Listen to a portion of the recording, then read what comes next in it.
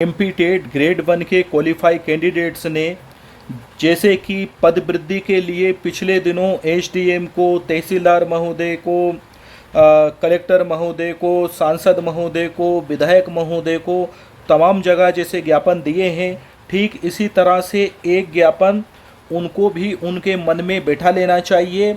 ये पहली बार ऐसा हो रहा है कि जो ज्ञापन दे रहे हैं, एक ज्ञापन उनके मन में भी होना चाहिए स्वयं के प्रति।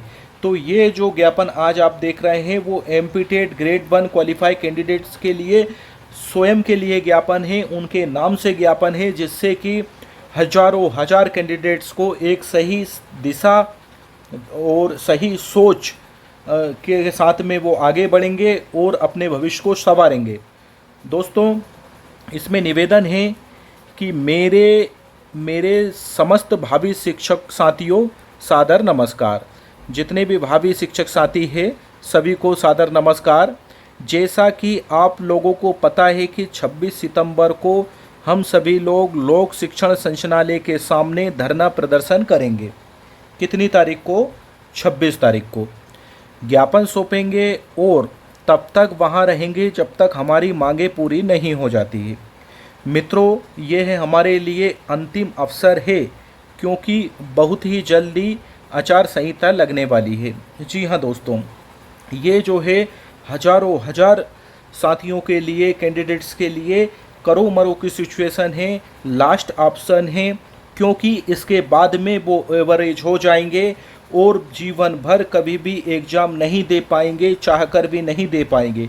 यदि वो इस मौके का फ़ायदा नहीं उठा पाए तो जीवन भर उनके साथ ही उनका जो शिक्षक बनने का सपना है वो हमेशा हमेशा के लिए दफन हो जाएगा। फिर उनकी किस्मत दोबारा इस परीक्षा में बैठने का मौका नहीं देगी। दोस्तों, ये अंतिम अवसर है, इसलिए पूरी ताकत से, पूरी शिद्दत से, पूरी लगन से प्रयास करने की, पद वृद्धि एमपी टेट ग्रेड 1 में पोस्ट इंक्रीज के लिए, पद वृद्धि के लिए प्रयास करने की नितांत आवश्यकता है। करो मरो की सिचुएशन है। आगे देखते हैं। देखिए यहाँ पर मित्रों, यह हमारे लिए अंतिम अवसर है क्योंकि बहुत ही जल्दी आचार संहिता लगने वाली है। दोस्तों, आचार संहिता जो है अक्टूबर फर्स्ट वीक में कभी भी लग सकती है, ये बिल्कुल एकदम तय है। और आचार संहिता लगने के बाद में इस तरह से धरना प्रदर्शन इनकी अनुमति नहीं होती है, क्योंकि आचार संहिता के साथ ही बहुत सारी धाराएं एक्टिव हो जाती है। आगे देखते हैं। एक बार यदि आचार संहिता लग जाती है तो हम इस प्रकार से खुले तौर पर अपनी मांगे सरकार के सामने नहीं रख पाएंगे। मतलब अभी जितनी बेहतर तरीके से MP TET grade 1 qualify candidates अपनी मांगे रख सकते हैं, आचार संहिता लगने के बाद में वो उनकी मांगें इतने बेहतर तरीके से बिल्कुल नहीं रख पाएंगे। ये मान लीजिए कि अभी जो काम जितनी सुगमता से हो सकता है वो जो है फिर दुगने प्रयास करने के बाद भी उतनी सुगमता से, उतनी आसानी से, उतनी सहजता से नहीं होगा। इसलिए दोस्तों, हमें किसी भी सूरत में 25 सितंबर को भोपाल पहुंचना है। बहुत सारे लोगों के पास में दुनिया भर के काम होते हैं, लेकिन उन कामों को साइड में रखकर अपने उज्जवल भविष्य के लिए, अपने बच्चों के भविष्य के लिए, बूढ़े माँ बाप के भविष्य के लिए, पीढ़ी तक जो है पीढ़ियों को संवारने के लिए आपको समय निकालकर भोपाल आना ही होगा। दोस्तों, आप लोगों को पता है कि सरकारें थोड़ा ऊंचा सुनती है, गवर्नमेंट जो होती है वो थोड़ा ऊंचा सुनती है। ऐसा नहीं कि आपने एक बार निवेदन करा और आपकी मांग मान ली और आपको सफलता मिल गई। नहीं दोस्तों, अगर ऐसा होता तो धरना प्रदर्शन आंदोलन इनकी भला आवश्यकता ही क्यों महसूस होती। इनकी आवश्यकता इसलिए पड़ती है क्योंकि कोई सी भी गवर्नमेंट हुई एक बार में कोई सी भी बात नहीं मानती है। आगे देखते हैं। हमें हमारी मांगे सरकार के सामने मजबूती से रखना पड़ेगी। हमें हमारे हक अधिकार के लिए लड़ना पड़ेगा। यदि आप ही आपके हक अधिकार के लिए नहीं लड़ोगे तो फिर भला कौन लड़ेगा। अगर आप नहीं लड़ सकते तो फिर आप भूल जाइए कि कोई अन्य व्यक्ति आपके हक अधिकार की आवाज़ बुलंद करेगा। इसलिए आपको आपके हक अधिकार की आवाज़ बुलंद करने का ये समय आ गया है। दोस्तों, पहले तो हम मान सकते थे कि आप एग्ज़ाम में बिजी थे, आपके पास में समय नहीं था, आपका पूरा फोकस ये था कि हम अच्छे नंबर ले आएंगे, बहुत ही बेहतर नंबर ले आएंगे। पद वृद्धि नहीं हुई, जब भी हमको पोस्ट मिल जाएगी, लेकिन अब अच्छे नंबर लाने के बावजूद भी कोई आसार सिलेक्शन के नहीं दिखाई दे रहे हैं, क्योंकि पद जो है नाम मात्र के है, ऊँट के मुंह में जीरा है। आगे देखते हैं, आप में से अधिकतर मेरे मित्र 28 से 36 साल के आसपास हो चुके हैं। जी हाँ दोस्तों, 28 से 36 साल के आसपास अधिकतर कैंडिडेट्स की आयु है और वो अपने करियर के अंतिम पड़ाव में हैं। इसके बाद में फिर वो जो है एग्ज़ाम में शायद ही भविष्य में कभी बैठ पाए। इसीलिए बार बार बोला जा रहा है कि यही समय है, सही समय है, करो मरो की सिचुएशन है। दोस्तों, यही सही मौका है हमारी बात रखने का। इसके बाद शायद ही कोई वैकेंसी 5 सालों तक आए।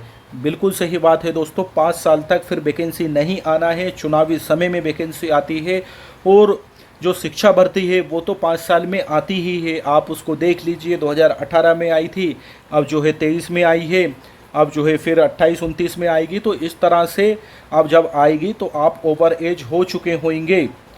दोस्तों, यह सही मौका है, इसलिए सभी से आग्रह है, विनती है, प्रार्थना है, रिक्वेस्ट है, निवेदन है कि किसी भी कीमत पर 26 सितंबर को एक विशेष संख्या बल दिखाना ही होगा। और यदि कोई ये सोच रहा होगा कि मेरे जाने ना जाने से क्या फ़र्क पड़ेगा, तो उनको मैं बता दूं कि यदि हर अभ्यर्थी ऐसे ही सोचने लगेगा तो फिर कोई नहीं आएगा और आंदोलन टूटने को कोई नहीं रोक सकता है। जी हाँ दोस्तों, बूंद बूंद से ही घड़ा भराता है, ईंट ईंट जुड़कर ही जो है मकान बना देती है, एक एक रुपया ही गुल्लक को भर देता है। इसी तरह से एक एक भाई बहन जब वहाँ पर संगठित होंगे, इकट्ठे होंगे, अपने हक अधिकार की आवाज़ को बुलंद करने के लिए, जो उनका जायज़ हक अधिकार है वो, तो डेफिनेटली सफलता कदम चूमेगी दोस्तों। और यदि संख्या बल कम रहा तो फिर जो है आप भूल जाइए ये जॉब को, पद वृद्धि को भूल जाइए, इस जॉब को भी बिल्कुल आप भूल जाइए। तो इसलिए जो है आपको तो आना ही है, साथ में 4 व्यक्तियों को और लाना है। आगे देखते हैं, आंदोलन टूटने से कोई नहीं रोक सकता। यदि ऐसी सिचुएशन बनती है तो हमें हमारे खुद के लिए लड़ना होगा, यही अंतिम अवसर है। एक बार जमकर दिलो जान से प्रयास करना होगा, वरना आचार संहिता लगने के बाद में हम कुछ नहीं कर पाएंगे, हम मजबूर हो जाएंगे। ये मान लीजिए कि हमारे हाथ बंध जाएंगे। देखिए, परेशानी हमारा पीछा कभी नहीं छोड़ती, सबके जीवन में कुछ ना कुछ परेशानी लगी रहती है, लेकिन हमारा एक कदम हमारे जीवन को नया जीवन प्रदान कर सकता है, नया अवसर प्रदान कर सकता है और दोस्तों एक अच्छी खासी नौकरी प्रदान कर सकता है। तो इसलिए जो है आपको जीवन भर यदि सुकून शांति से जीना है, आप चाहते हैं कि पैसों की कमी ना रहे, आर्थिक तंगी ना रहे, तो आइए दोस्तों 26 तारीख को भोपाल, सर पर कफन बंद कर आइए, करो मरो की कसम खाकर आइए कि आर या पार की लड़ाई के लिए हम तैयार हैं। पद वृद्धि लेकर ही हम घर लौटेंगे, खाली हाथ नहीं लौटेंगे। और एकदम दृढ़ संकल्प के साथ में आइए, तो डेफिनेटली आपके जो मजबूत इरादे हैं उनकी विजय होगी, उनकी जीत होगी। और आगे देखते हैं, यदि आंदोलन के दिन 1000 के आसपास भी संख्या बल हो जाए तो हमारा आंदोलन सफल हो जाएगा। जी हाँ दोस्तों, यदि जो है 1000 के आसपास भी यदि संख्या हो गई तो फिर जो है उस समय जो ज्ञापन दिया जाएगा वो सफल हो जाएगा, वो सक्सेसफुल हो जाएगा। और यदि 1000 से नीचे कम संख्या बल रहा तो नेता तो दूर की बात, पुलिस वाले ही उसको तवज्जो नहीं देंगे। इस आंदोलन में हक अधिकार की आवाज़ बुलंद करने के लिए मध्य प्रदेश के कोने कोने से हमारे हजारों सैकड़ों मित्र बंधु आ रहे हैं अपने हक अधिकार की आवाज़ बुलंद करने। ये किसी एक स्टूडेंट की आवाज़ नहीं है, ये 16 विषय के सभी कैंडिडेट्स जिन्होंने एमपीटेट ग्रेड 1 2023 मुख्य चयन परीक्षा दी है, पात्रता परीक्षा दी है, 2 एग्ज़ाम देकर बैठे हैं, उन सभी के हक अधिकार के साथ में उनके परिवारजन, उनके बाल बच्चे, उनका भविष्य, उनके बाल बच्चों का भविष्य, सभी का भविष्य इस पर टिका हुआ है दोस्तों।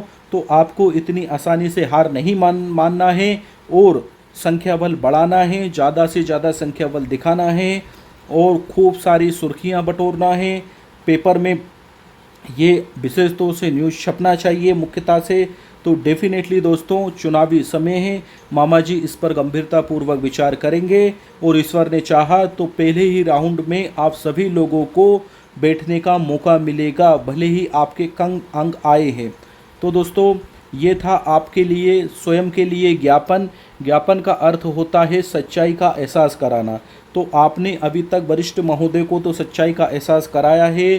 जो एमपी टेट ग्रेड 1 के क्वालिफाई कैंडिडेट्स हैं उन्होंने उनकी स्वयं की दुर्दशा से तो उन्हें वाकिफ कराया है, लेकिन अब एक ज्ञापन स्वयं आपके नाम होना ज़रूरी था ताकि सही समय पर सही काम हो सके और सही परिणाम मिल सके। दोस्तों मुझे उम्मीद है आपको मेरे द्वारा ये दिया गया आपके लिए, आपके हित के लिए, आपके भविष्य के लिए ये जो ज्ञापन है इसका एनालिसिस बेहद ही उम्दा लगा होगा, सार्थक लगा होगा, मोटिवेशनल लगा होगा।